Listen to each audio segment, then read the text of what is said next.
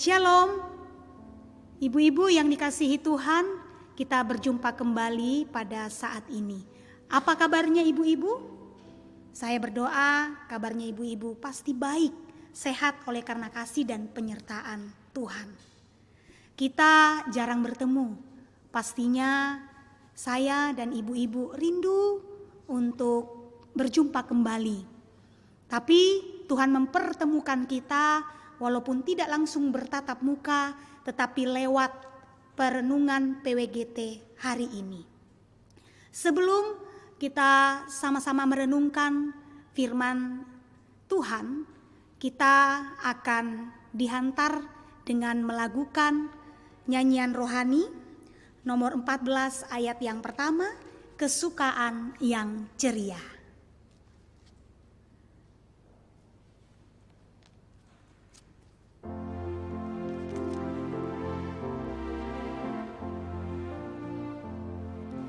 Kesukaan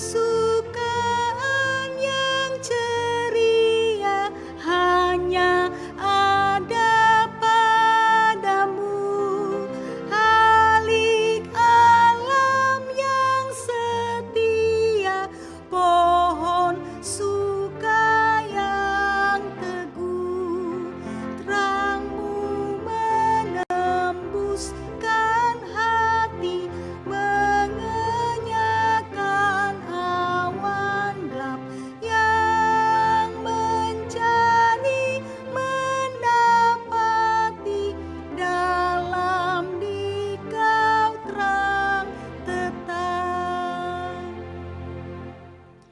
Ibu-ibu yang dikasihi Tuhan, sebelum kita merenungkan renungan PWGT saat ini, mari kita satu di dalam doa. Kita berdoa.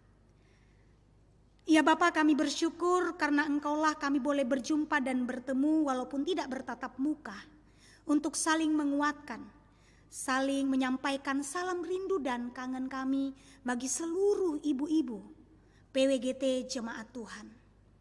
Terima kasih untuk kebersamaan ini.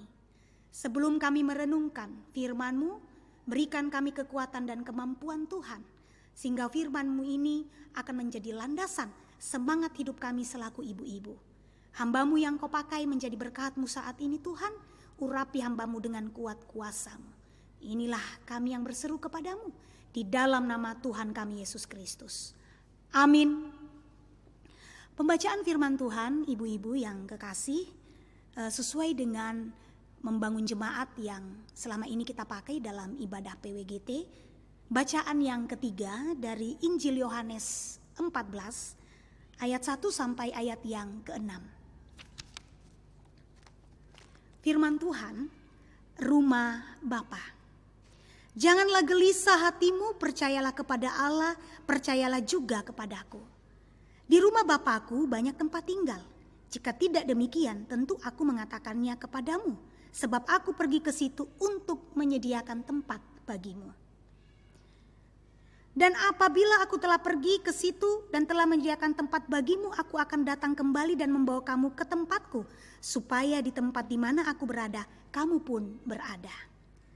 Dan kemana aku pergi, kamu tahu jalan ke situ. Kata Thomas kepadanya, Tuhan, kami tidak tahu kemana Engkau pergi, jadi bagaimana kami tahu jalan ke situ? Kata Yesus kepadanya, Akulah jalan dan kebenaran dan hidup. Tidak ada seorang pun yang datang kepada Bapa kalau tidak melalui aku. Demikian firman Tuhan. Menjadi batu hidup adalah tema yang kita akan renungkan bersama-sama selaku PWGT Jemaat Tuhan. Khususnya PWGT Jemaat Prima Sangatta. Ibu-ibu yang dikasihi Tuhan, coba kita bayangkan. Suatu hari kita sedang berjalan di suatu tempat.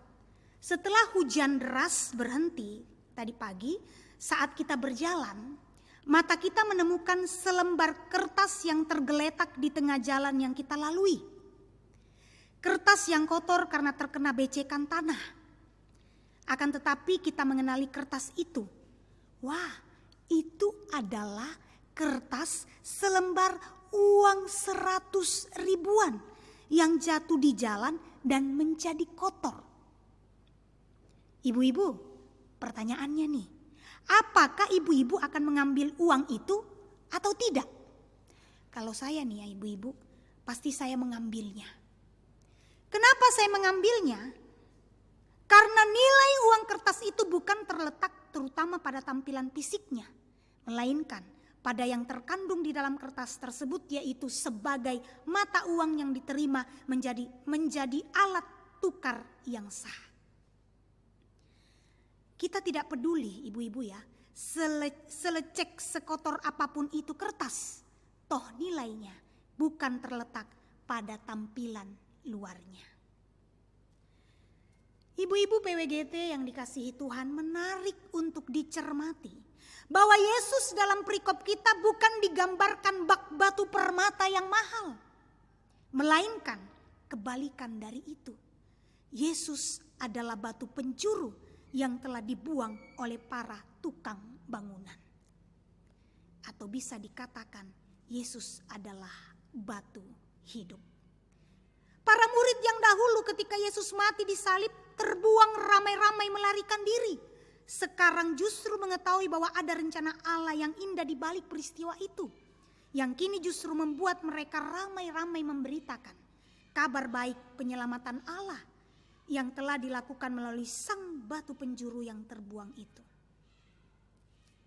Ibu-ibu, ada maksud Allah di balik semua peristiwa yang kita alami. Termasuk juga peristiwa adanya COVID-19 atau yang kita kenal wabah corona ini. Pasti banyak ibu-ibu yang mengeluh, banyak ibu-ibu yang khawatir, banyak ibu-ibu yang gak tenang menjalani kehidupan ini. Tetapi coba ibu-ibu renungkan bahwa di balik badai yang sedang kita hadapi, ternyata ada juga maksud Tuhan yang terindah. Kita diajak untuk menjadi batu hidup. Yang seperti apa? Ternyata dengan adanya wabah ini, Tuhan memberikan pembelajaran yang begitu indah. Bagaimana kita menjadi batu hidup. Kita yang dulunya tidak pernah berkumpul bersama keluarga, bersapa bertawa bersama suami, istri dan anak-anak. Tapi lewat peristiwa ini kita bisa menikmati kasih Tuhan dalam keluarga. Kita yang dulunya ibu-ibu yang jarang pergi ibadah, yang jarang pergi gereja, sekarang sudah merasakan kerinduan ingin pergi ke gereja, kerinduan ingin bersekutu, tetapi karena situasi dan kondisi memberikan satu pembelajaran betapa pentingnya Tuhan di atas segala-galanya. Lewat peristiwa ini ternyata ada maksud Tuhan yang terindah. Tapi ibu-ibu jangan sampai badai ini berlalu, kita kembali lagi bukan menjadi batu-batu hidup, tetapi menjadi batu sandungan. Dan itu tidak diperkenankan Tuhan terjadi dalam kehidupan kita ibu-ibu. Yang dulunya kita suka ngumpul-ngumpul, suka melakukan aktivitas, menjadi batu sandungan, mungkin membicarakan orang lain, menjelekkan orang lain. Tetapi dengan adanya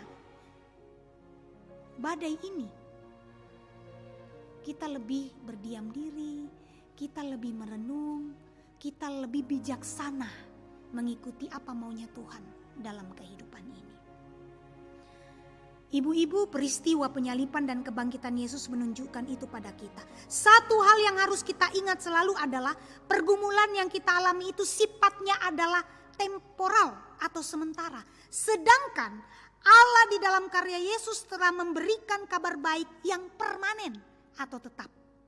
Ada kuasa kebangkitan dan kehidupan yang baru di setiap pergumulan yang terjadi dalam hidup kita ini.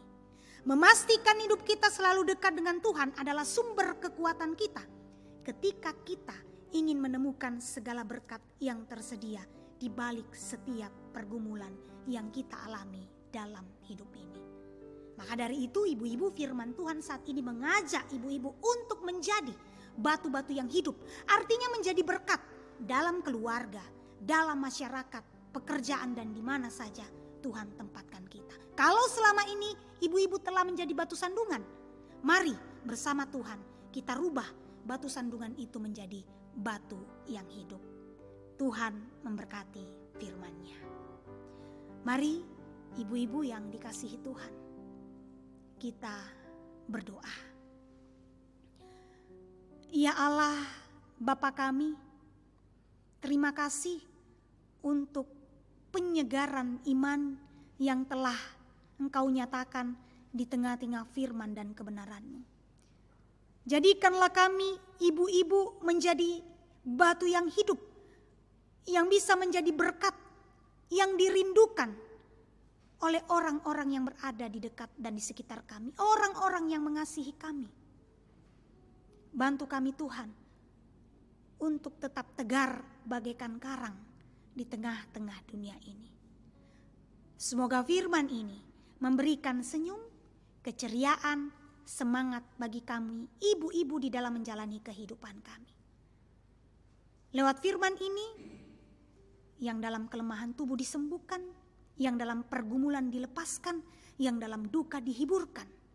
Dan kami boleh menapaki kehidupan kami sebagai ibu-ibu yang boleh menjadi teladan di mana saja Tuhan tempatkan kami. Terima kasih Tuhan, terima kasih. Inilah kami yang berseru dan berharap hanya kepadamu. Dan terima kasih juga untuk firman-Mu. Di dalam nama Tuhan kami Yesus Kristus. Haleluya. Amin. Ibu-ibu yang berbahagia di dalam Tuhan, terima kasih untuk kebersamaan kita lewat renungan PWGT. Sampai bertemu kembali dalam renungan PWGT minggu depan. Kiranya Tuhan Yesus memberkati. Shalom.